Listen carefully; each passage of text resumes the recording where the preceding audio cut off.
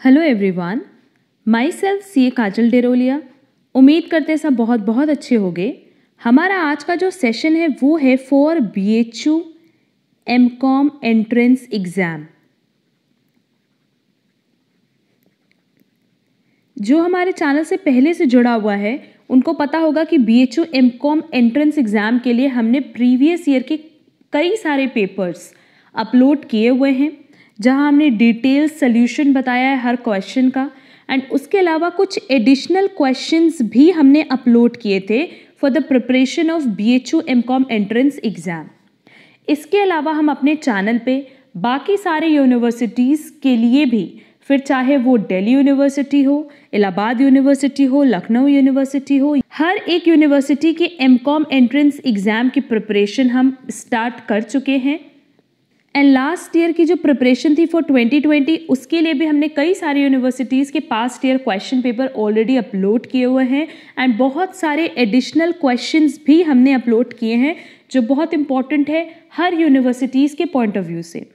इस साल that is for 2021 MCOM entrance exam की प्रिपरेशन भी हमने स्टार्ट करा दी है, जहां हमने दिल्ली यूनिवर्सिटी का ऑलरेडी 2019 का क्वेश्चन पेपर सॉल्व कराया है।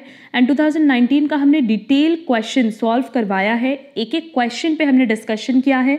एंड जो क्वेश्चन हमने डिस्कस नहीं किया है उसके लिए हमने वहाँ पे भी इंफॉर्मेशन दी है कि हमने एक WhatsApp group and Telegram group बनाया है, जो आप ज्वाइन कर लो, क्योंकि वो क्वेश्चंस जो हमने स्किप किए हैं, जहाँ डिटेल सोल्यूशन की रिक्वायरमेंट है आपको, वो आपको मिल जाएंगे टेलीग्राम ग्रुप पे एंड व्हाट्सएप ग्रुप पे भी, वहाँ से आप उसकी PDF डाउनलोड कर सकते हो।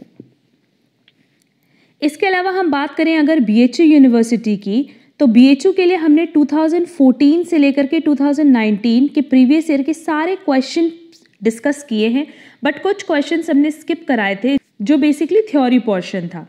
वो सारे क्वेश्चंस के आंसर आपको हमारे टेलीग्राम ग्रुप पे मिल जाएंगे, तो आप टेलीग्राम ग्रुप ज्वाइन करके उसको डाउनलोड कर सकते हो। तो 2014 टू 2019 के मैक्सिमम क्वेश्चंस तो वैसे हमने सॉल्व करवाए थे जो बेसिकली प्रैक्टिकल रिलेटेड थे, बट थ्योरी बेस्ड क्वेश्चन हमने वहाँ पे डिस्कस नहीं किया था और उसका आपको आंसर मिल जाएगा हमारे टेलीग्राम ग्रुप से। इसके अलावा आज हम लोग BHU MCOM एंट्रेंस का अभी जो रिसेंटली क्वेश्चन पेपर आया था 2020 का, वो हम लोग डिटेल डिस्कशन करने वाले हैं। इसमें हम सारे क्वेश्चंस, चाहे वो थ्योरी से रिलेटेड हो चाहे वो न्यूमेरिकल हो, सारे के सारे हम सॉल्व करवाने वाले हैं। और ये हमारा 2020 का क्वेश्चन पेपर है सेट 2। बेसिकली जितने भी सेट्स बनते हैं सब में सेम क्वेश्चंस होते हैं, बस वो शफल किए होते हैं। क्लियर?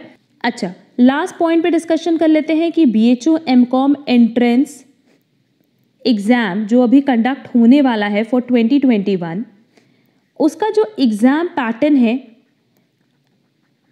एंड किस सब्जेक्ट से कितने क्वेश्चंस आते हैं, कौन कौन से सब्जेक्ट की कवरेज होती है, वो हमने ऑलरेडी लास्ट ईयर डिस्कस किया था। दैट इज़ हमने 2020 के लिए ऑलरेडी पेपर पैटर्न डिस्कस किया था एंड वही सेम पेपर पैटर्न एप्लीकेबल है फॉर 2021। तो उसके लिंक हम आपको डिस्क्रिप्शन बॉक्स में प्रोवाइड कर देंगे, वहाँ से आप अगर चाहो तो एग्ज़ाम पैटर्न एंड सारे सब्जेक्ट्स एंड उससे कितनी कवरेज होती है वो वहाँ से कवर कर सकते हो। एंड BHU के अभी तक के हमने जितने भी पेपर अपलोड किए हैं 2014 से लेकर के 2019, उसके लिए हमने ऑलरेडी एक प्लेलिस्ट बनाई हुई है। वो playlist BHU MCOM entrance exam के नाम से बनी हुई है, उसकी लिंक भी हम आपको डिस्क्रिप्शन बॉक्स में प्रोवाइड कर देंगे और वहाँ से वो सारे के सारे क्लासेस आप कवर कर सकते हो। उस प्लेलिस्ट में आप देखोगे तो हमने बहुत सारे एडिशनल क्वेश्चंस के लिए जो क्लासेस अपलोड की हुई हैं वो भी हमने प्लेलिस्ट में ऐड की है। एंड इस साल हमने MCOM एंट्रेंस के लिए फॉर ऑल यूनिवर्सिटीज़ कई सारे एडिशनल क्वेश्चंस हम अपलोड कर रहे हैं, जिसकी प्लेलिस्ट अलग से बनी हुई है MCOM एंट्रेंस प्रिपरेशन 2021 के नाम से। उसमें अभी तक हमने फाइनेंशियल अकाउंट्स के कुछ क्वेश्चंस अपलोड किए हुए हैं। अभी हम business organisation, business management, costing, finance management, सारे सब्जेक्ट्स के लिए अलग अलग एंड इनफैक्ट इनकम टैक्स, सारे सब्जेक्ट के लिए अलग अलग हम क्लासेस अपलोड करेंगे, तो वो क्लासेस आपकी एग्जाम पॉइंट ऑफ व्यू से बहुत रेलेवेंट होगी। और अब आप ये मत पूछना कि मैम वो क्वेश्चंस किस यूनिवर्सिटी के लिए, वो सारी यूनिवर्सिटीज़ के लिए इंपॉर्टेंट है। रीज़न बीइंग, अगर हम एमकॉम एंट्रेंस एग्जाम की बात करें तो जो आपके बीकॉम के सब्जेक्ट्स हैं या जो आपके बीकॉम का सिलेबस रहा है 3 साल का, उसी की कवरेज होती है एमकॉम एंट्रेंस एग्जाम में। तो basically MCom entrance exam most of the universities का एमसीक्यूज बेस्ड है एंड ये एमसीक्यूज बनते हैं आपके बीकॉम के सिलेबस से। तो नो डाउट ये सारी यूनिवर्सिटीज़ के लिए बहुत इंपॉर्टेंट है, फिर चाहे आप प्रिपरेशन कर रहे हो बीएचयू के लिए, दिल्ली यूनिवर्सिटी के लिए, लखनऊ यूनिवर्सिटी के लिए और सो ऑन। क्लियर? तो चलो अब हम लोग स्टार्ट करते हैं अपना आज का सेशन, जहां हम 2020 का बीएचयू एमकॉम एंट्रेंस का पेपर डिस्कस करने वाले हैं एंड इसकी पीडीएफ आपको मिल जाएगी डिस्क्रिप्शन बॉक्स में। आप हैंडआउट के नाम से जो आपको लिंक मिलेगी वो आप डाउनलोड कर लेना, सो दैट आपको इसके रिवीजन में किसी तरह की कोई प्रॉब्लम ना आए। तो चलो फिर हम लोग स्टार्ट करते हैं अपना आज का ये सेशन एंड ये देख लो, ये सेट 2 है। इसके अलावा कई सारे सेट बनते हैं बट सारे सेट में क्वेश्चंस बेटा सेम होते हैं।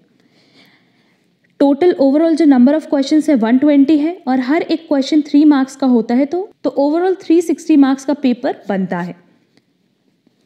एंड यहाँ देखो स्पेशली मेंशन भी कर दिया पेपर पैटर्न कि अगर आपका कोई क्वेश्चन सही होगा तो आपको 3 मार्क्स अलॉट किया जाएगा और अगर इनकरेक्ट आंसर आपने किया है, दैट इज नेगेटिव मार्किंग की बात कर रहे हैं, तो हर एक इनकरेक्ट आंसर पे आपका 1 मार्क्स डिडक्ट कर लिया जाएगा। क्लियर?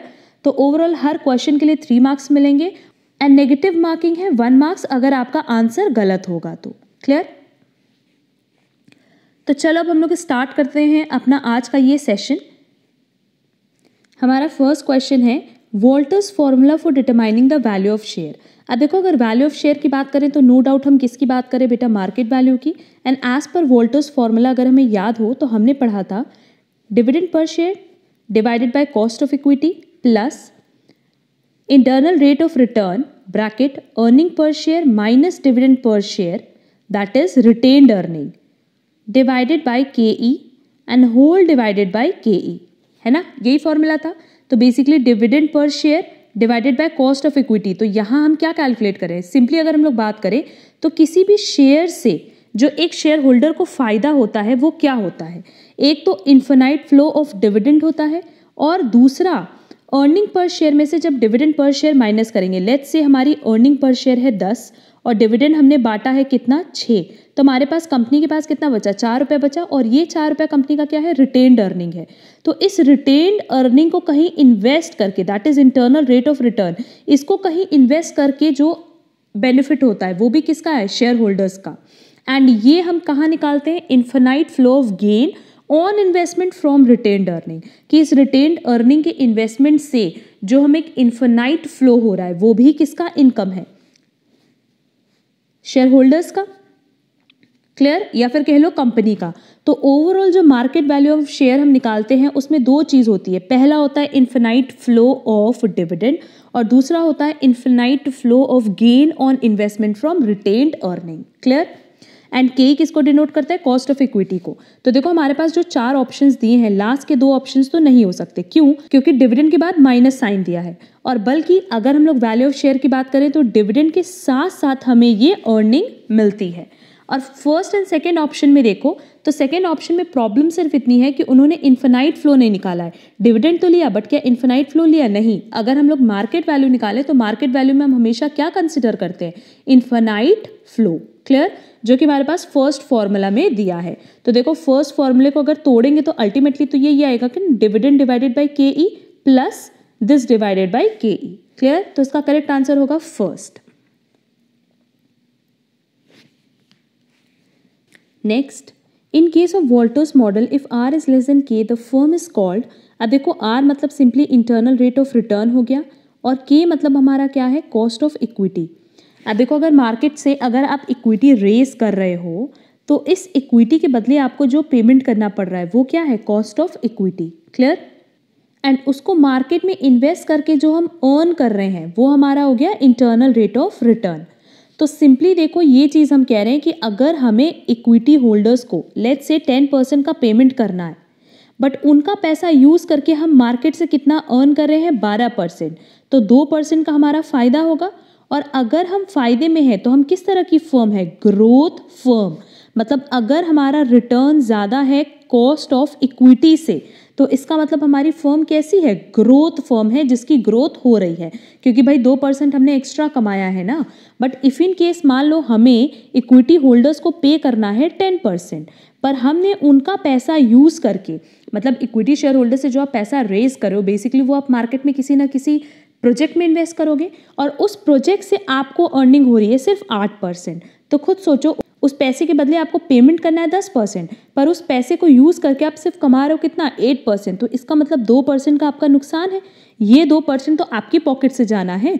तो ये किस तरह की फर्म हो गई बेटा, डिक्लाइनिंग फर्म। मतलब अगर हमारा रिटर्न कम है किससे, कॉस्ट ऑफ इक्विटी से, तो हम कहलाएंगे डिक्लाइनिंग फर्म। और अगर हमारा रिटर्न ज़्यादा है कॉस्ट ऑफ इक्विटी से, तो हम कहलाएंगे growth firm. Clear. And normal firm no doubt कब होगा, जब हम जितना अर्न कर रहे हैं उतना ही हमें पे करना है। मतलब इक्विटी शेयर होल्डर को अगर हमें 10% पे करना है तो हम उतना ही उनके पैसे से अर्न भी कर रहे हैं, तो उसको हम बोलेंगे नॉर्मल फर्म। तो इस क्वेश्चन में पूछा है आर इज लेस देन के, तो उस फर्म को हम क्या बोलेंगे, declining firm. That is correct answer होगा first. Next, which one of the following is not a dividend policy, conservative dividend policy, stable dividend policy, no dividend policy और none of the three. अब देखो first second तो हमारे dividend policy है, but क्या third है no dividend policy, ये कोई भी डिविडेंड पॉलिसी नहीं है। तो करेक्ट आंसर होगा third. Next, a company issues 10% irredeemable debentures of rupees 1 lakh, tax rate is 55%, calculate the cost of debenture if the debenture is issued at 10% discount. अब देखो यहाँ पे हम लोग सीधे सीधे क्या कैलकुलेट कर लेंगे, केडी कैलकुलेट कर लेंगे। बट क्योंकि ये किस तरह का डिबेंचर्स है, इररिडीमेबल डिबेंचर्स है, तो फॉर्मूला क्या था, इंटरेस्ट ब्रैकेट में 1 minus tax divided by net proceed. तो यहाँ देखो हमारे पास इंटरेस्ट कितना दिया है, 1 लाख रुपीज़ का 10%, दैट इज हमारा इंटरेस्ट कितना हो गया 10,000। टैक्स रेट ऑलरेडी गिवन है 55% एंड नेट प्रोसीड कितना दिया है, ये 1 लाख। एंड आगे बोला है कि अगर डिबेंचर इशूड हो रहा है 10% डिस्काउंट पे, मतलब 1 लाख रुपए का डिबेंचर्स है बट वो इशू कितने पे हो रहा है 10% डिस्काउंट पे, मतलब -10,000। हमें कितना मिल रहा है इस डिबेंचर से, सिर्फ 90,000। क्लियर। तो अब देखो फॉर्मूले पे वैल्यू पुट कर देते हैं। इंटरेस्ट है हमारा 10,000, 1 माइनस 0.55 क्योंकि टैक्स रेट है 55% divided by net proceed that is 90,000। अब जब हम इसको सॉल्व करेंगे तो हमारे पास सीधे सीधे आएगा 0.05 और हम कह सकते हैं 5%। क्लियर। तो उसका करेक्ट आंसर होगा first 5%। Next, cost of redeemable preference shares is computed as. अब देखो यहाँ पे रिडीमेबल प्रेफरेंस शेयर्स बोला है, तो cost of preference share simply हम लोग कैसे कैलकुलेट करते हैं, dividend plus redeemable value minus net proceed divided by N. N किसको डिनोट करता है, नंबर ऑफ ईयर्स को, whole divided by redeemable value plus net proceed divided by 2। यही फॉर्मूला था कॉस्ट ऑफ प्रेफरेंस शेयर का। कब, जब हमारे पास प्रेफरेंस शेयर्स कौन से वाले हो, रिडीमेबल वाले। तो देखो इस फॉर्मूले को सेटिस्फाई करता है हमारा फर्स्ट आंसर, तो करेक्ट आंसर क्या होगा 1। बस इन्होंने रिडीमेबल वैल्यू की जगह क्या लिखा है, मार्केट वैल्यू लिखा है। क्लियर। तो इसका करेक्ट आंसर होगा first. Next, cost of capital comprises of business risk only, financial risk only, business risk and financial risk both, specific risk only. अब देखो कॉस्ट ऑफ कैपिटल का मतलब क्या होता है कि आप मार्केट से जो पैसे रेस करो in the form of equity, preference shares and debentures, अब जब आप इनसे पैसे लेते हो तो नो डाउट आपने इनसे जितना पैसा रेस किया है उसके बदले आपको कुछ ना कुछ इनको पेमेंट करना पड़ता है। जैसे प्रेफरेंस शेयर होल्डर है, उनके नाम के अगर आगे लगा है 10% तो इनको 10% पे करना होगा। डिबेंचर्स के नाम के आगे लिखा है 5% तो 5% पे करना होगा। And equity share holders and preference share holders को कंपनी डिविडेंड भी पे करती है। तो ये क्यों करती है, क्योंकि अगर आप इनसे पैसे ले रहे हो तो बदले में कुछ तो पेमेंट करोगे, और उसी को हम कहते हैं कॉस्ट ऑफ कैपिटल। कि जो मार्केट से हमने पैसा रेज किया है उसके बदले हमें कितना पे करना पड़ रहा है। तो यहाँ पे सिर्फ और सिर्फ आपको कौन सा रिस्क मिलेगा? Financial risk. Next, according to traditional approach cost of capital is affected by. अब देखो, अगर हम लोग ट्रेडिशनल अप्रोच की बात करें तो कॉस्ट ऑफ कैपिटल या कह लो कैपिटल स्ट्रक्चर का मतलब बेसिकली ये होता है कि जहां हमें अपने वैक को, that is weighted average cost of capital को, हमारी ये कोशिश होती है कि हम इसको कम से कम रखें एंड हमारी जो असेट की मार्केट वैल्यू है हमें उसको ज़्यादा से ज़्यादा मैक्सिमाइज करना होता है। क्लियर?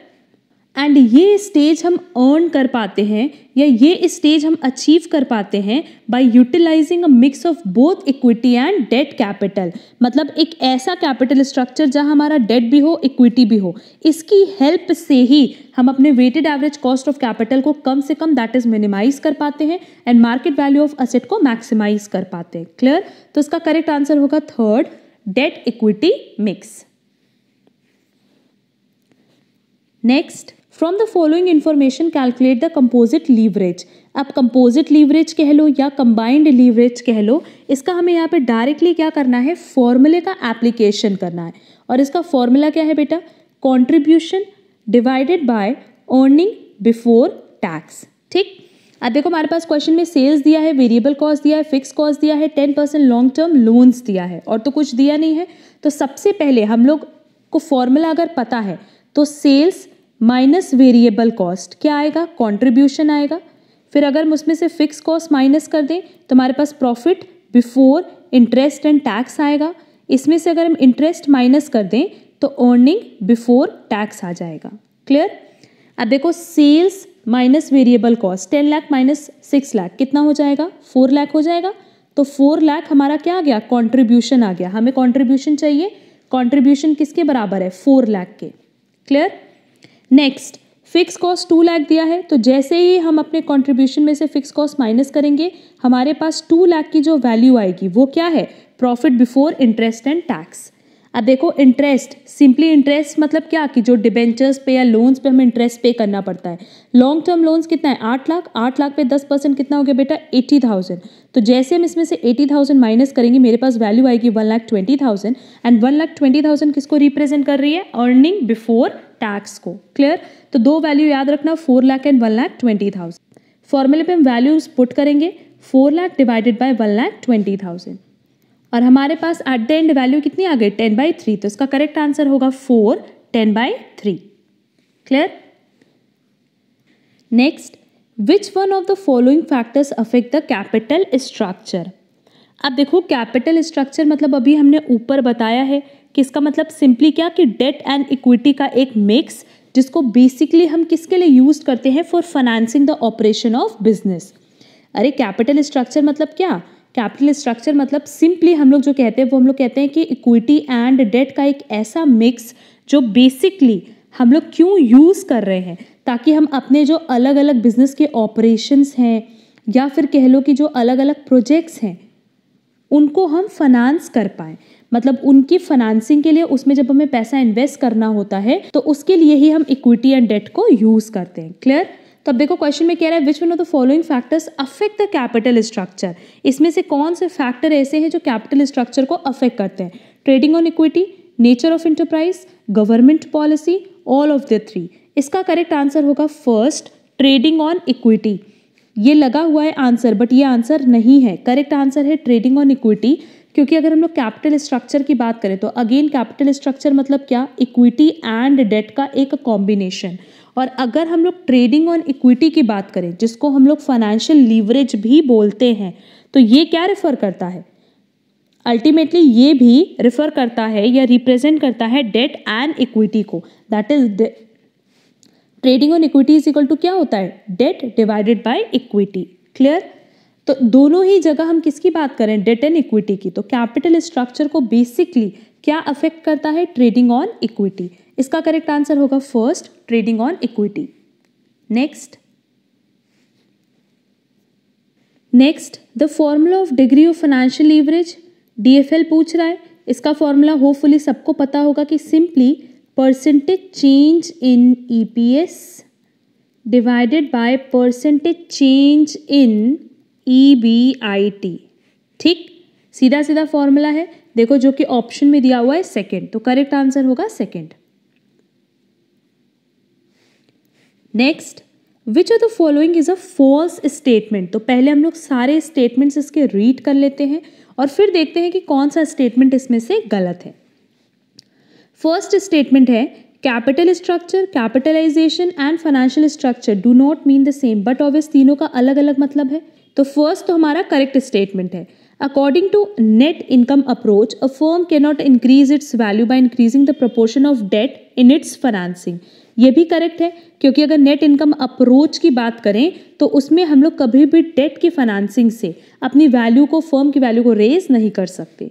एंड नेक्स्ट है increased use of debt increases the financial risk of equity share holders.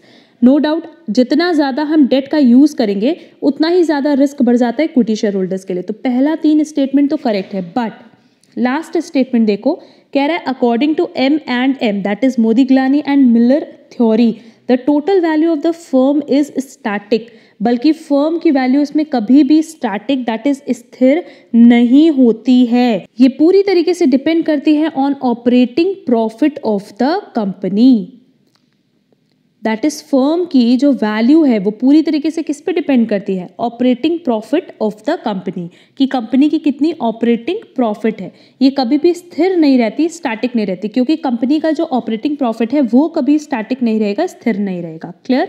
तो इसमें हमसे क्या पूछा था, फॉल्स स्टेटमेंट, तो करेक्ट आंसर क्या होगा 4। अच्छा देखो, इसके अलावा एक चीज समझ लो कि तुम लोगों के पास जो FM फाइनेंशियल मैनेजमेंट की अगर हम बात करें तो उसमें तुम लोग सारे फॉर्मूलाज अच्छे से देख लो, क्योंकि देख रहे हो कितने सारे क्वेश्चंस उससे रिलेटेड हैं। और उसके अलावा जितनी भी थ्योरी हमारे पास है, चाहे डिविडेंड थ्योरी है, एंड उसके बाद हमारे पास जितनी भी थ्योरीज है जैसे मोदीग्लानी एंड मिलर यहाँ कवर किया है, नेट इनकम अप्रोच कवर किया है, ये सब भी आप एक बार डिटेल स्टडी कर लेना। क्योंकि बेसिकली आप लोग हमसे पूछते हो कमेंट बॉक्स में कमेंट करके कि मैम कौन कौन से टॉपिक्स ऐसे हैं जो entrance exam point of view से बहुत रेलेवेंट है। तो जो भी पास्ट ईयर क्वेश्चन पेपर में पॉइंट्स कवर किए हैं या टॉपिक कवर किए हैं, नो डाउट वो सारे के सारे टॉपिक आपके एग्जाम के लिए बहुत रेलेवेंट है। Next, remedy of under capitalisation is, अब देखो अंडर कैपिटलाइजेशन मतलब क्या, कि सिंपली जहाँ पे हमें जितना पैसा रेज करना था हमने उतना पैसा रेज नहीं किया है। देखो over capitalisation and under capitalisation के लिए सिंपली याद रखना कि हम अपने रियल एसेट को, दैट इज फिक्स्ड एसेट को कंपेयर करते हैं किससे, कैपिटल से। कि इफ़ इन केस मान लो हमारे पास असेट है 10 लाख का और कैपिटल है 15 लाख, मतलब हमें कितने पैसे की ज़रूरत थी, सिर्फ 10 लाख की, पर हमने मार्केट से कितना रेस किया, 15 लाख। तो इस प्रोसेस को हम कहते हैं over capitalisation. But if in case मान लो इस 15 लाख की जगह कैपिटल 5 लाख होता, हमें पैसे की ज़रूरत कितनी थी, 10 लाख, और हमने मार्केट से रेस कितना किया है, सिर्फ 5 लाख। इसका मतलब अभी हम किस पोजिशन में है, अंडर कैपिटलाइजेशन, कि हमने कम कैपिटल रेस किया हुआ है। क्लियर? तो अंडर कैपिटलाइजेशन के लिए जो रेमेडी है वो कौन कौन सी है ये हम तुम लोगों को यहाँ बता देते हैं। सिंपली सबसे पहला कि जो हमारा पार वैल्यू है किसका, इक्विटी शेयर्स का, आप उसको इंक्रीज कर सकते हो, ये पहली रेमेडी है। दूसरी रेमेडी है कि जो नंबर ऑफ इक्विटी शेयर्स हैं आप उनको रेस कर सकते हो। एंड लास्ट है कि आप अपने इक्विटी शेयर्स को स्प्लिट कर दो। स्प्लिट मतलब तोड़ना। तो ये 3 रेमेडीज हमारे पास हैं किसके लिए, अंडर कैपिटलाइजेशन के लिए।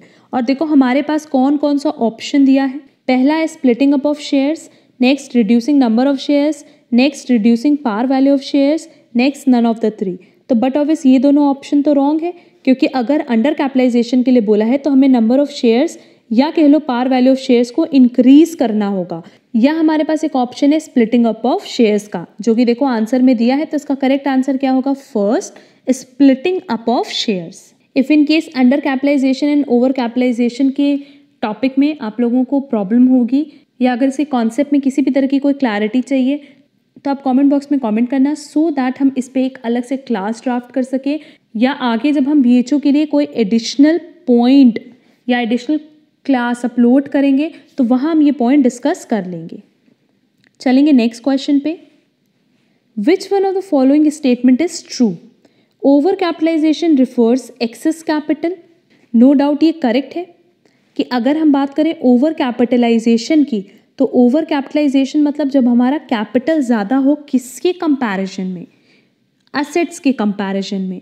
Next, over capitalisation is more dangerous than under capitalisation. Issue of bonus shares is a remedy of over capitalisation. And last, earning theory of capitalisation is preferred by a new company. तो no doubt इसमें हमसे question में क्या पूछा था, statement true. True कौन सा statement है बेटा, फर्स्ट की over capitalisation refers excess capital. इसका करेक्ट आंसर है फर्स्ट, भले इसमें सेकंड लगा हुआ है बट इसका करेक्ट आंसर क्या है, फर्स्ट की over capitalisation refers excess capital. जब आपका कैपिटल ज़्यादा हो किससे, असेट से, तो इसी को हम कहते हैं ओवर कैपिटलाइजेशन। तो इसका करेक्ट आंसर होगा first. Next, from the following balance sheet find out the amount of over capitalisation. Simply हमने बताया ओवर कैपिटलाइजेशन हम कैसे निकालते हैं, हम फिक्स्ड एसेट्स को कंपेयर करते हैं किससे, अपने कैपिटल से। तो देख लो हमारे पास फिक्स्ड एसेट कितना है 24 लाख, और हमारे पास कैपिटल कितना है बेटा, शेयर कैपिटल प्लस डिबेंचर जो हमने मार्केट से पैसा रेज किया है 20 लाख प्लस 10 लाख। हमने रेज कितना किया 30 लाख, हमें रिक्वायरमेंट किसकी थी, सिर्फ 24 लाख की। इसका मतलब हम ओवर कैपिटलाइज्ड हैं कितने से, 6 लाख से, और यही हमारा करेक्ट आंसर है। देखो हमारे पास ऑप्शन में क्या क्या दिया हुआ है, 3 लाख, 4 लाख, 6 लाख, 5 लाख। नो डाउट इसका करेक्ट आंसर क्या होगा, third 6 lakh. Next, which one is not a cause of over capitalization. Over capitalization का इसमें से कौन सा रीजन नहीं है, high cost of promotion reason है, लिबरल डिविडेंड पॉलिसी भी है, कंजर्वेटिव डिविडेंड पॉलिसी और defective depreciation policy. No doubt correct answer क्या होगा, थर्ड कंजर्वेटिव डिविडेंड पॉलिसी।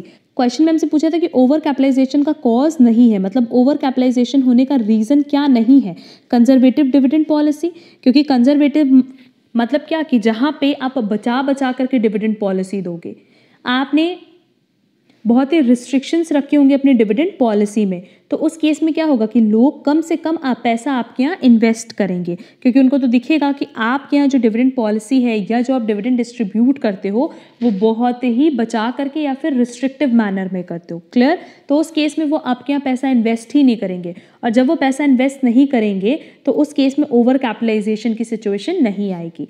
तो इसका करेक्ट आंसर क्या होगा, third conservative dividend policy. Next, watered capital of the company means. अब देखो वॉटर्ड कैपिटल का मतलब क्या होता है, पहले ये समझ लो। तो देखो वॉटर्ड कैपिटल का मतलब क्या होता है कि बेसिकली एक कंपनी जिसको लगातार लॉस हो रहा हो, ठीक है, एक कंपनी जो कि कंटिन्यूसली इनकर कर रही है लॉस, उसका जो कैपिटल है उस कैपिटल का इरोडेड पार्ट जो होता है उसको हम कहते हैं वॉटर्ड कैपिटल। मतलब क्या, मतलब जो एक्यूमुलेटेड लॉसेस होते हैं और बाकी इनटैंजिबल एसेट्स होते हैं, ओवरऑल जो भी हमारा लॉस होता है, लॉस में हम लोग एक्यूमुलेटेड लॉसेस लेते हैं और इनटैंजिबल एसेट्स लेते हैं, है ना।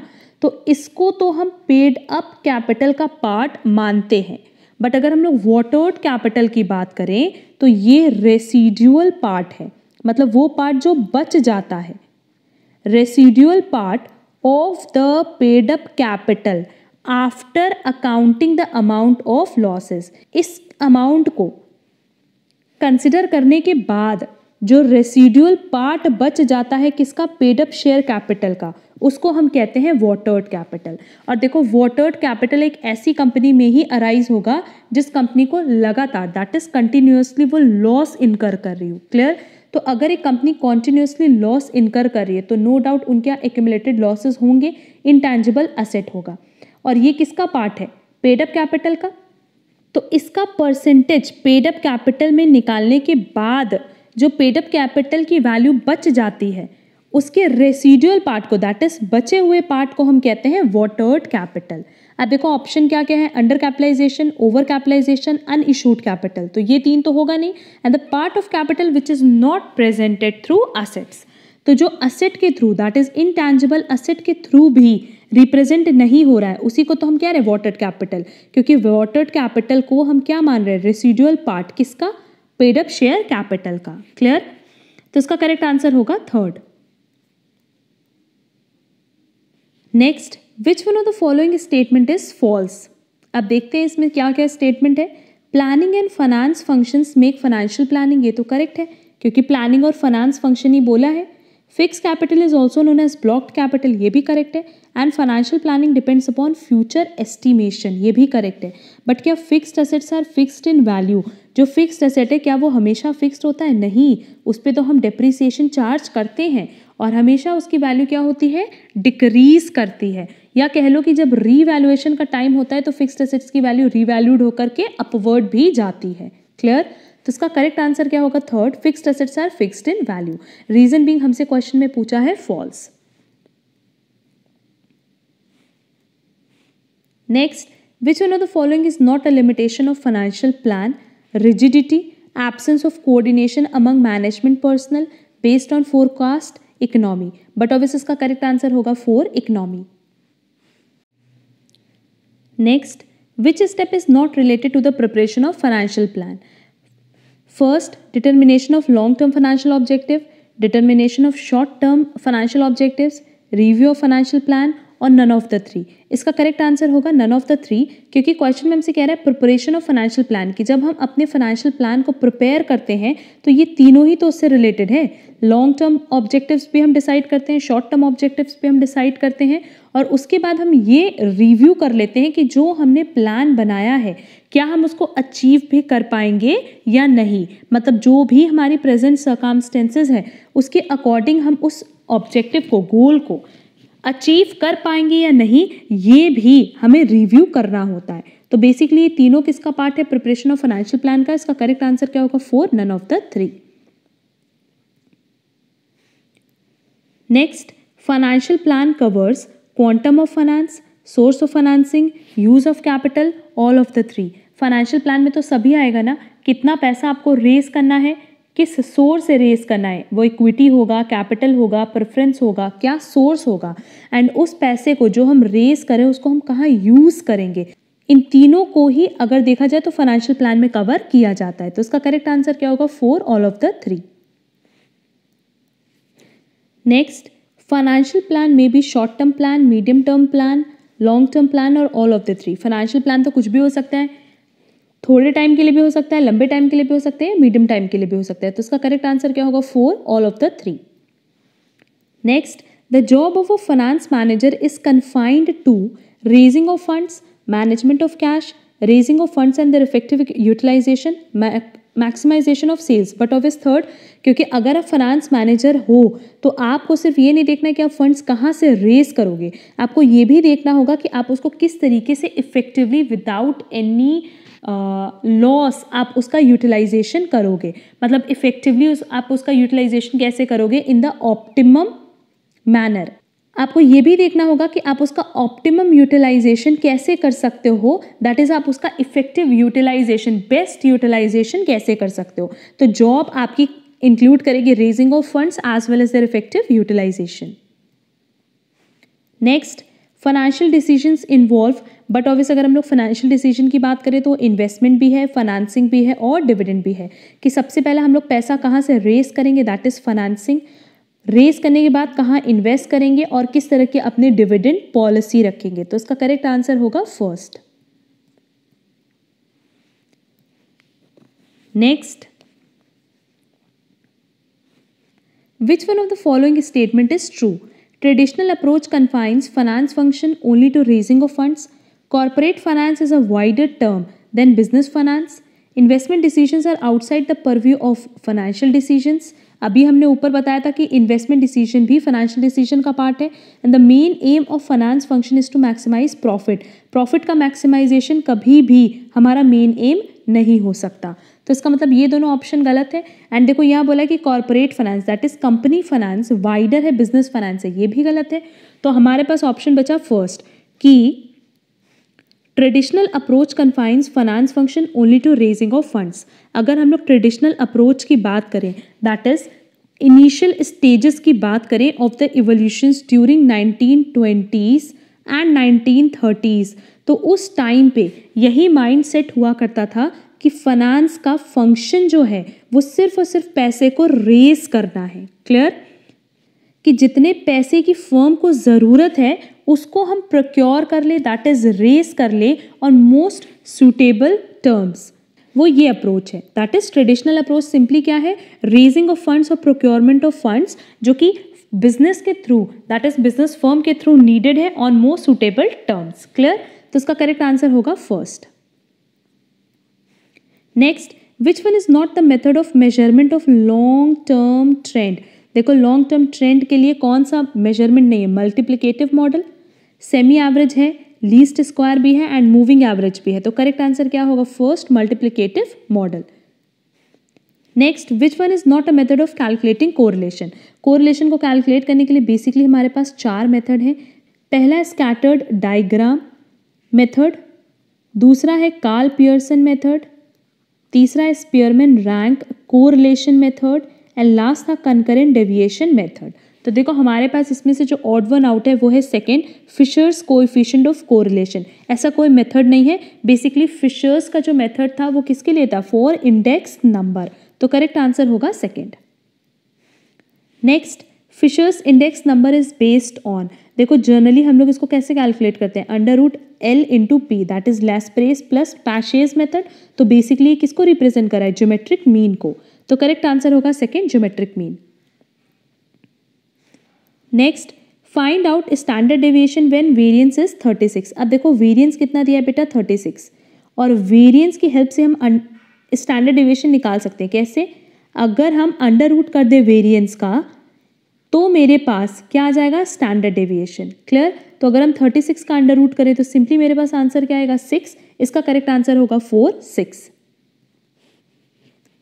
Next, if mean is this and mode is this then median will be, simply हम लोग को पता है कि empirical relationship between mean median mode क्या है, तो हम लोग डायरेक्टली यहाँ फॉर्मूला अप्लाई कर देते हैं empirical mean median mode relationship का, जो कि है mean minus mode is equal to 3 mean minus median. ये फॉर्मूला कहीं नोट डाउन कर लो, ये इंपॉर्टेंट है। और इसी फॉर्मूले पे बेस्ड हम लोग को सीधे सीधे कैलकुलेशन करना है। मीन गिवन है, मोड गिवन है, और इस साइड देखो मीन गिवन है, तो सिंपली हम लोग मीडियन कैलकुलेट कर सकते हैं। हम डायरेक्टली कैलकुलेट करके बताएंगे कि वैल्यू कितनी आ रही है। देखो हम यहाँ फिर से पूरा फॉर्मूले पे वैल्यू पुट कर दिए हैं, नहीं तो बाद में आप लोगों को दिक्कत होती है सॉल्व करने में। इस साइड आ रहा है -0.3, ये आ रहा है 3, 70.2 माइनस मीडियन।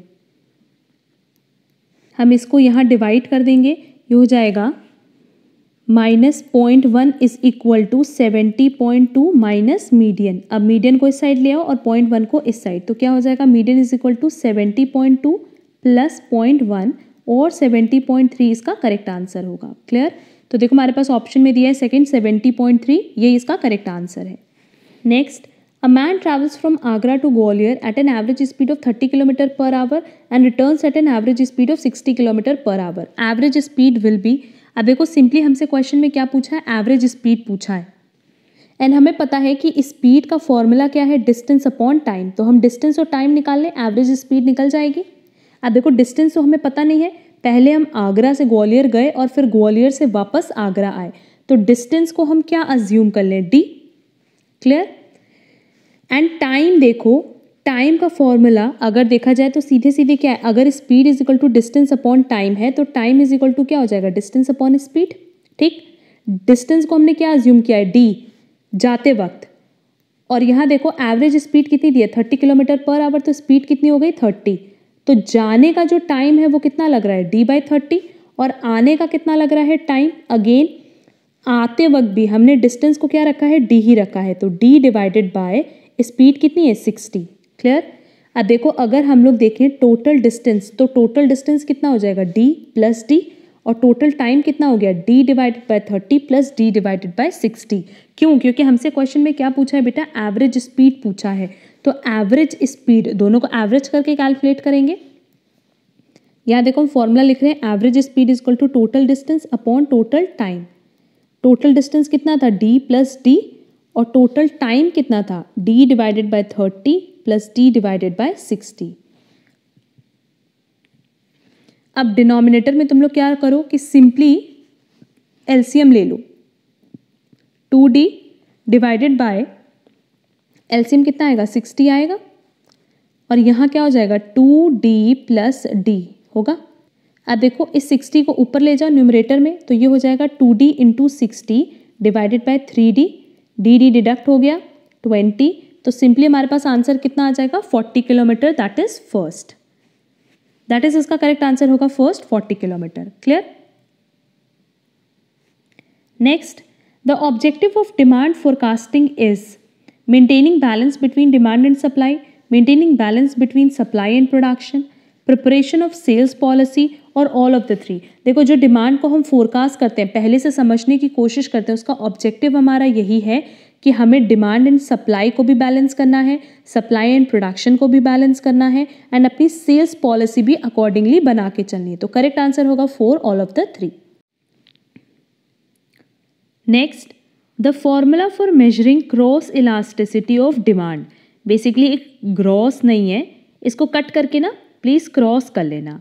आप देखो अगर क्रॉस इलास्टिसिटी ऑफ डिमांड की बात करें तो इसमें हम लोग बेसिकली 2 टॉपिक्स कवर करते हैं। फर्स्ट है हमारा सब्स्टिट्यूट प्रोडक्ट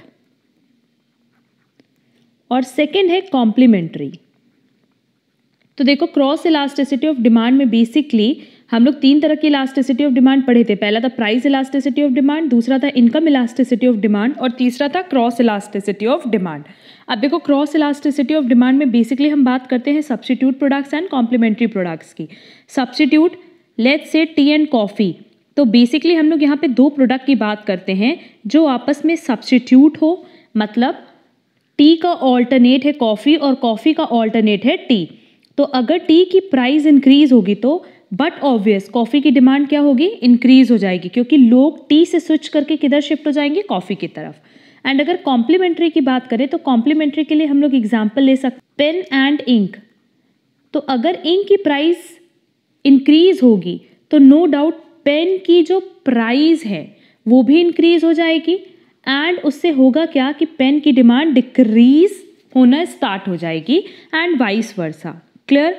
तो अगर सब्स्टिट्यूट प्रोडक्ट्स की बात करें तो आपस में डायरेक्ट रिलेशन होता है और कॉम्प्लीमेंट्री की बात करें तो इनडायरेक्ट। बेसिकली क्वेश्चन में ये नहीं पूछा था, क्वेश्चन में ये चीज़ पूछा है कि अगर हमें cross elasticity of demand calculate करना है तो उसका फॉर्मूला क्या है। तो तुम लोग को इतना तो समझ में आ गया होगा कि यहाँ पे हम लोग हमेशा 2 प्रोडक्ट की बात करते हैं। एक प्रोडक्ट का हम प्राइस कंसिडर करते हैं और उसके बेसिस पे हम सेकेंड प्रोडक्ट की डिमांड को डिटरमाइन करते हैं। क्लियर। तो लेट्स से अगर डिमांड है प्रोडक्ट X की तो प्राइस होगी प्रोडक्ट Y की। Clear.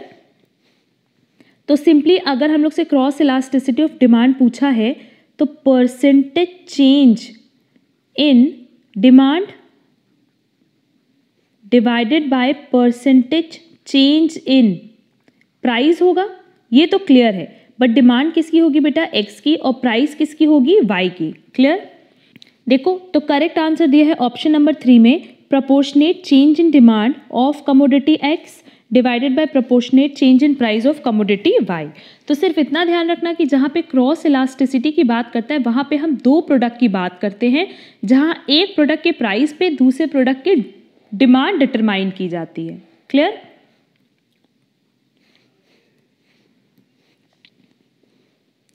Next, who has propounded the concept of price elasticity of demand.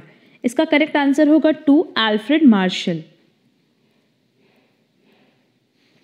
Next, according to Alfred Marshall the basis of consumer surplus is law of proportion, law of equi marginal utility, law of diminishing marginal utility, none of the 3। देखो इसका correct answer क्या है, law of diminishing marginal utility.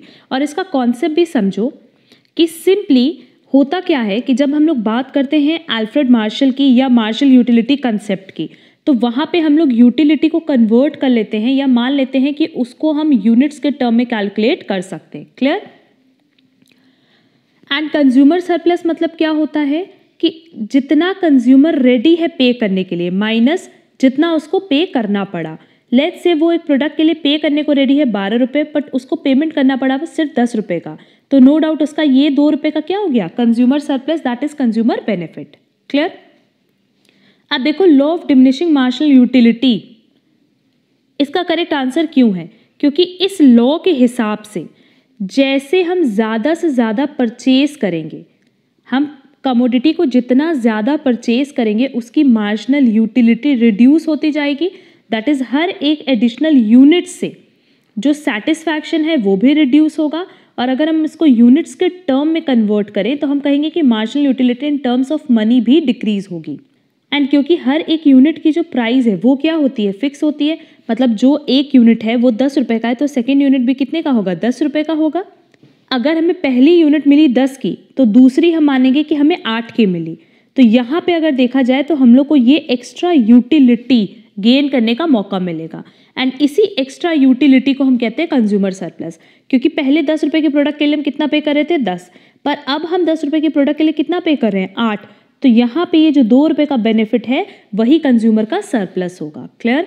तो हमारे पास correct option दिया हुआ है third, law of diminishing marginal utility. Next, responsibilities of a business economist is are. अगर बिजनेस इकोनॉमिस्ट की बात करें तो बेसिकली उसकी जो रिस्पॉन्सिबिलिटी है, सबसे इंपॉर्टेंट रिस्पॉन्सिबिलिटी है to develop decision making process, तो उसका करेक्ट आंसर होगा 2। Next, who has said business economics is a study of the behaviour of firms in theory and practice, इसका करेक्ट आंसर है फर्स्ट, स्पेंसर एंड सिग्लिनमैन। ये सब learn करने वाले question है तो साथ ही साथ लर्न कर लेना। Next, which is called soft loans window of the world bank.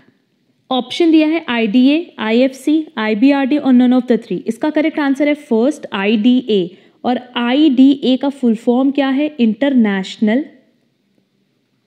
Development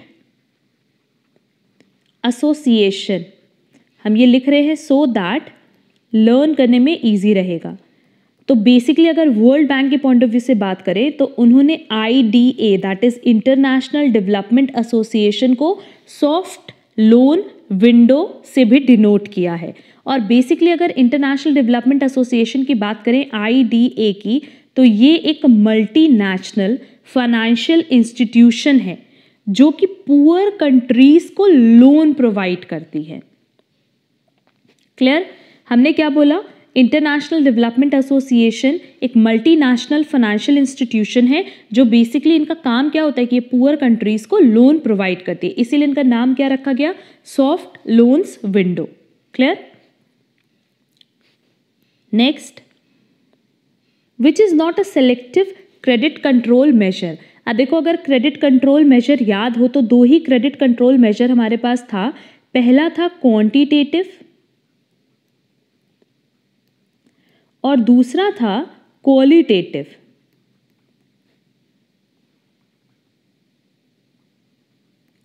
पहला क्वांटिटेटिव था जहां इजीली चीजों को मेजर किया जा सके, और दूसरा था क्वालिटेटिव। क्लियर? तो हमारे पास ऑप्शन दिया है bank rate, margin requirements, control through directives और डायरेक्ट एक्शन। तो अगर सेकेंड, थर्ड और फोर्थ की बात करें तो बेसिकली ये किससे रिलेट कर रहा था, क्वालिटेटिव कंट्रोल से या क्वालिटेटिव कंट्रोल मेजर से। बट बैंक रेट किसका पार्ट है, क्वांटिटेटिव कंट्रोल मेजर्स का। बैंक रेट के अलावा और भी कुछ क्वांटिटेटिव कंट्रोल मेजर्स हैं जैसे कि open market operations, CRR, SLR and so on. Clear? तो हमसे क्वेश्चन में यही पूछा है सेलेक्टिव क्रेडिट कंट्रोल मेजर कौन सा नहीं है, तो वो बैंक रेट नहीं है। क्यों? क्योंकि एक और चीज समझ लो कि जो क्वांटिटेटिव मेथड्स होते हैं ना उनको हम कहते हैं जनरल मेथड्स। बट अगर क्वालिटेटिव की बात करें, किसकी, क्वालिटेटिव की, तो क्वालिटेटिव को हम और एक नाम से जानते हैं और वो नाम है सेलेक्टिव मेथड्स। तो क्वालिटेटिव और सेलेक्टिव मेथड्स में मार्जिन रिक्वायरमेंट्स हैं, डायरेक्ट एक्शन है, कंट्रोल थ्रू डेरिवेटिव्स हैं, बट बैंक रेट नहीं है। क्यों? क्योंकि बैंक रेट क्वांटिटेटिव मेथड का पार्ट है जिसको कि हम जर्नल मेथड कहते हैं। Clear?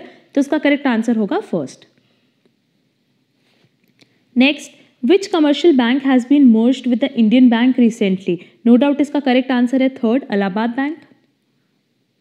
Next, the full form of NABARD is. अब देखो बेसिकली अगर नाबार्ड की बात करें तो इसका फुल फॉर्म क्या है, national bank for agriculture and rural development. क्योंकि बेसिकली इनका मोटिव क्या होता है कि जो एग्रीकल्चर है उसका डेवलपमेंट एंड रूरल एरियाज का डेवलपमेंट। तो बेसिकली एक तरह की फाइनेंशियल इंस्टीट्यूशन है और ये किसके लिए काम करती है, for agriculture and rural development. Clear? देखो हमारे पास ऑप्शन में इसका करेक्ट आंसर है सेकेंड। फर्स्ट देखो, फर्स्ट में ऑफ दिया है, बल्कि हमने क्या बताया फुल फॉर्म में फॉर। एंड थर्ड में देखो एग्रीकल्चर की जगह एग्रीकल्चरल दिया है। तो बहुत सिमिलर सारी चीज़ें हैं। तो बहुत ध्यान से इसका आंसर चेक करना। इसका करेक्ट आंसर है second, national bank for agriculture and rural development. Next, the chairman of a regional rural bank is appointed by, अगर आरआरबी की बात करें तो उनका चेयरमैन कौन अपॉइंट करता है? Sponsor banks of the respective RRBs.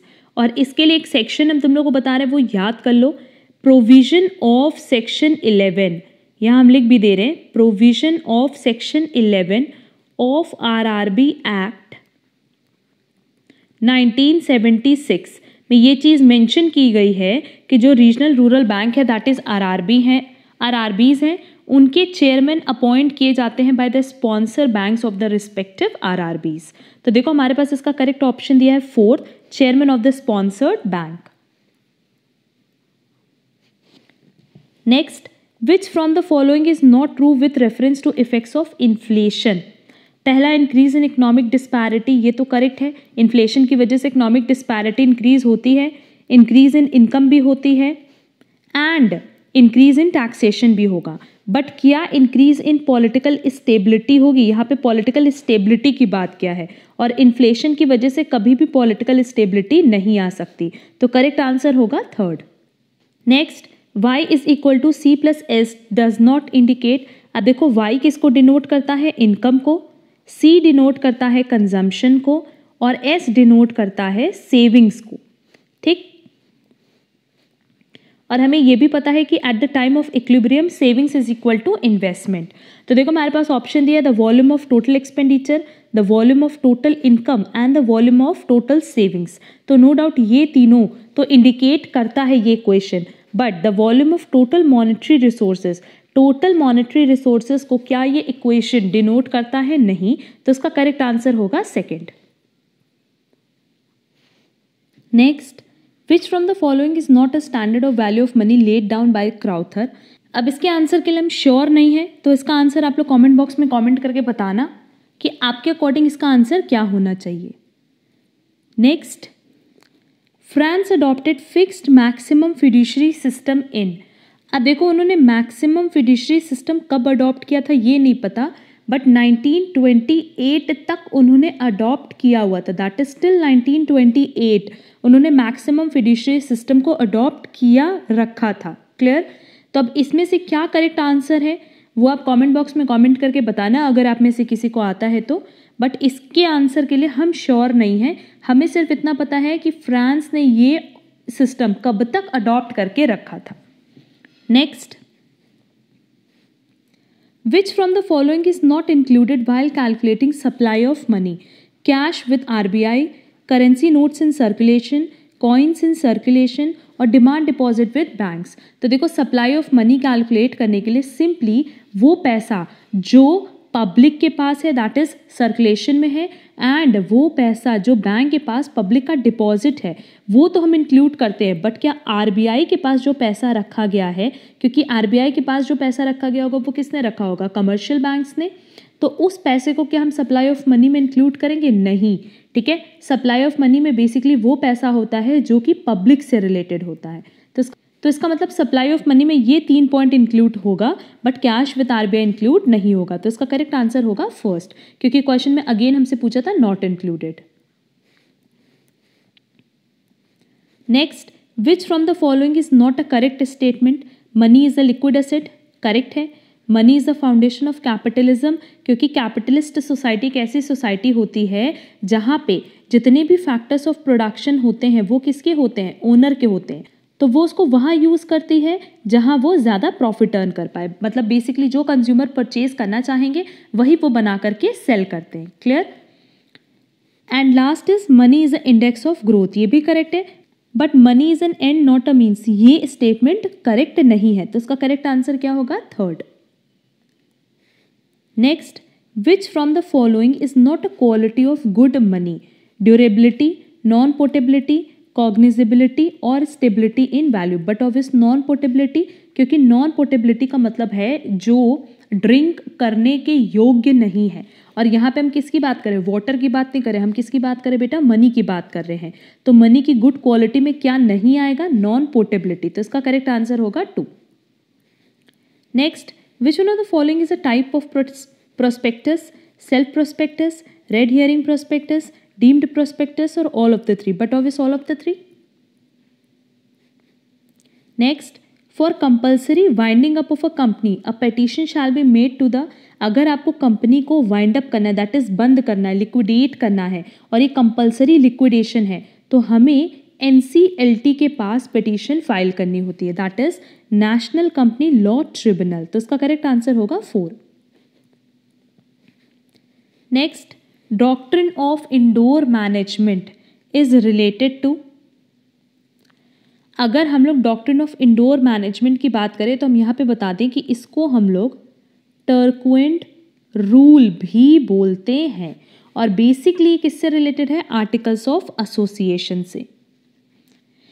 Basically doctrine of indoor management मतलब क्या है? ये प्रोटेक्ट करता है आउटसाइडर्स को against the actions done by the company. Clear? Doctrine of indoor management hopefully सबका पढ़ा हुआ होगा। अगर इस टॉपिक में डाउट होगा तो कमेंट बॉक्स में कमेंट करना, तो इसके बारे में हम डिटेल डिस्कशन कर लेंगे। और इसका करेक्ट आंसर क्या होगा? Second, articles of association. Next, certificate of incorporation is issued to a public company by the central government, ministry of corporate company affairs, registrar of companies और कोर्ट। इसका correct answer होगा second, ministry of company affairs. Next, a registered company may be public company, private company, one person company और all of the three. But obvious all of the three, क्योंकि अगर one person company की भी बात करें तो ये एक नया कॉन्सेप्ट आया है कंपनीज एक्ट 2013 में, पर इसमें भी जो बेसिकली पहले सोल प्रोप्राइटर का कंसेप्ट था वही वन पर्सन कंपनी का भी कंसेप्ट है, बट इतना ही है कि यहाँ पे कोई एक पर्सन ही ये कंपनी चलाएगा, बट उसको रजिस्ट्रेशन कराना मैंडेटरी है, क्योंकि जहाँ पे भी कंपनी की बात करेंगे उनका रजिस्टर होना मैंडेटरी होता है अंडर कंपनीज एक्ट 2013। तो इसका करेक्ट आंसर होगा 4th। Next, again which one of the following is an Indian companies act? इसका करेक्ट आंसर हमें नहीं पता, इसके आंसर में भी हमें डाउट है, तो अगर आप में से किसी को इसका आंसर आता होगा तो कमेंट बॉक्स में कमेंट करके जरूर बताना। Next, which one of the following is not a mode of crossing a cheque as per negotiable instrument act? अगर हम लोग mode of crossing a cheque की बात करें या टाइप ऑफ चेक क्रॉसिंग की बात करें तो 3 तरीके की क्रॉसिंग होती है, general crossing, special crossing and restrictive crossing. हमारे पास देखो ऑप्शन में जर्नल क्रॉसिंग, स्पेशल क्रॉसिंग और रेस्ट्रिक्टिव क्रॉसिंग दी है, but general and special crossing ये मोड नहीं अवेलेबल है as per negotiable instrument act. तो इसका करेक्ट आंसर क्या होगा? 4। Next, which one is not a kind of endorsement? अब देखो अगर हम लोग इंडोर्समेंट की बात करें तो 6 तरह की इंडोर्समेंट पॉसिबल है। पहला इंडोर्समेंट होता है ब्लैंक, जिसको हम जनरल इंडोर्समेंट भी बोलते हैं। दूसरा है फुल और स्पेशल इंडोर्समेंट। थर्ड है हमारे पास कंडीशनल इंडोर्समेंट, ये तुम लोग लर्न कर लो साथ ही साथ, इसलिए हम यहाँ पे नोट डाउन कर रहे हैं। नेक्स्ट है रेस्ट्रिक्टिव इंडोर्समेंट। नेक्स्ट है sans recourse endorsement, and last है हमारे पास फैकल्टेटिव इंडोर्समेंट। तो बेसिकली जो इंडोर्समेंट की काइंड है वो 6 तरह के हैं। पहला है ब्लैंक और जर्नल, फिर नेक्स्ट है फुल और special, then conditional, then restrictive, then sans recourse and last is facultative. ये नाम तुम लोग को लर्न होना चाहिए, क्योंकि क्वेश्चन में क्योंकि नेक्स्ट टाइम अगर ये क्वेश्चन आया तो हो सकता है इनमें से कोई और ऑप्शन चूज करे, कोई और ऑप्शन भी इंक्लूड कर सकता है। तो देखो ब्लैंक इंडोर्समेंट तो पार्ट है, स्पेशल इंडोर्समेंट भी पार्ट है, एंड रेस्ट्रिक्टिव इंडोर्समेंट भी पार्ट है, बट क्या negotiation endorsement kind of endorsement है? नहीं। तो करेक्ट आंसर क्या होगा? 4। Next, who are parties to promissory note? Maker, payee, holder, but obvious all of the 3। Next, in partnership the liability of the partners is. अब देखो अगर partners की liability बात करें किसमें? पार्टनरशिप फर्म में। तो क्योंकि पार्टनरशिप फर्म का रजिस्ट्रेशन मैंडेटरी नहीं है, वॉलंटरी है, एंड पार्टनरशिप फर्म को किससे जाना जाता है? उसके पार्टनर से। तो हर एक पार्टनर के लिए बाकी सारे पार्टनर्स भी लायबल होंगे, एंड बाकी सारे पार्टनर्स के लिए हर एक पार्टनर लाइबल होगा, मतलब एक्टिविटी कोई भी परफॉर्म करे, एक्ट कोई भी करे, उसके लिए लाइबल सब होंगे, इंडिविजुअली भी एंड जॉइंटली भी। तो करेक्ट आंसर होगा third, joint and several. Next, under sale of goods act, goods means, but obvious अगर सेल ऑफ गुड्स एक्ट की बात करें तो हम लोग बात कर रहे हैं मूवेबल गुड्स की, और अगर हम लोग बात करते हैं transfer of immovable property act, जहाँ हम लोग बेसिकली लैंड एंड बिल्डिंग का कॉन्ट्रैक्ट करते हैं, तो वहाँ हम लोग किसकी बात करते हैं, इमूवेबल प्रॉपर्टी की। But under sale of goods act हम किस तरह की प्रॉपर्टी की बात कर रहे हैं, मूवेबल प्रॉपर्टी और मूवेबल गुड्स। तो इसका करेक्ट आंसर होगा first. Next, if there is error in consensus the agreement is, देखो कंसेसस मतलब हम लोग बात करें कंसेंट की। बेसिकली यहाँ पे कंसेसस एड इडम की बात किया है कि बेसिकली जब हम लोग कोई कॉन्ट्रैक्ट करते हैं तो दोनों पार्टी का कंसेंट होना चाहिए उस कॉन्ट्रैक्ट में एंटर करने का। अगर कंसेंट नहीं है, दैट इज कंसेंट में एरर है, कंसेंट नहीं मिल पा रहा है, दो लोग आपस में कॉन्ट्रैक्ट में एंटर करने के लिए अगर अग्री नहीं कर पा रहे हैं, तो बट ऑब्वियस ऐसा अग्रीमेंट को क्या बोलेंगे, वॉइड अग्रीमेंट। क्योंकि एक वैलिड अग्रीमेंट के लिए ये ज़रूरी है कि हमारा माइंड मीट होना चाहिए। बेसिकली कंसेसस एड इडियम का मतलब क्या होता है, meeting of mind. Meeting of mind मतलब यहाँ क्या हो गया कि दो लोग अग्री हों कि वो एक कॉन्ट्रैक्ट में एंटर करेंगे और उनका पर्पस फिक्स होना चाहिए। बट अगर मान लो ये कंसेंट किसी गलत तरीके से ऑब्टेन किया गया, जैसे coercion, undue influence, fraud, mistake, miss representation, तो उस केस में जो कॉन्ट्रैक्ट है वो हो जाता है वॉइडेबल। क्लियर? अगर आपने अपनी मर्जी से कॉन्ट्रैक्ट एंटर नहीं किया है, बेसिकली कंसेंट नहीं था आपका, इन पांचों में से कोई भी केस हो तो उस केस में कॉन्ट्रैक्ट क्या बन जाता है बेटा, वॉइडेबल। बट अगर स्टार्टिंग में ही कंसेंट नहीं है तो कॉन्ट्रैक्ट क्या होगा, वॉइड। क्लियर?